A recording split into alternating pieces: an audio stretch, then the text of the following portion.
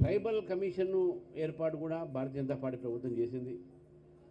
Tribal కమిషన్తో పాటు tribal ministry కూడా భారతీయ జనతా పార్టీని ఏర్పాటు చేసింది. ట్రైబల్ యొక్క ఏదైతే వెల్ఫేర్ కోసము ఈరోజు నిధులు కూడా ఎక్కువగా కేటాయించింది కూడా నరేంద్ర మోదీ గారి ప్రభుత్వం. మరి ఇంతకుముందు మిత్రులు చెప్పినట్టు తెలంగాణలో సమ్మక్క సారలమ్మ విశ్వవిద్యాలయాన్ని మొదలుపెట్టి అది కూడా మారుమూల ప్రాంతంలో ట్రైబల్ ప్రాంతంలో ఆ ఒక విశ్వవిద్యాలయం ద్వారా చుట్టుపక్కల ఉన్నటువంటి ఒక ట్రైబల్ సంబంధించినటువంటి ఒక ఏరియాస్ వారు కూడా ఒక మంచి ఉన్నత చదువుకునేటువంటి అవకాశం ఉంటుంది. దాంతోపాటు మహారాష్ట్రలో ఎక్కడైతే పౌరవ్ ఘాట్ అయితే ఉన్నదో అక్కడ 700 కోట్ల పైన అక్కడ సేవలాలు ఒక మందిరాన్ని నిర్మాణం చేస్తూ ఉన్నది. అనేక రకాలైనటువంటి ఒక సంక్షేమ పథకాలతో ఈరోజు భారతదేశంలో ట్రైబల్స్కి సంబంధించినటువంటి ఒక వెల్ఫేర్ సంక్షేమం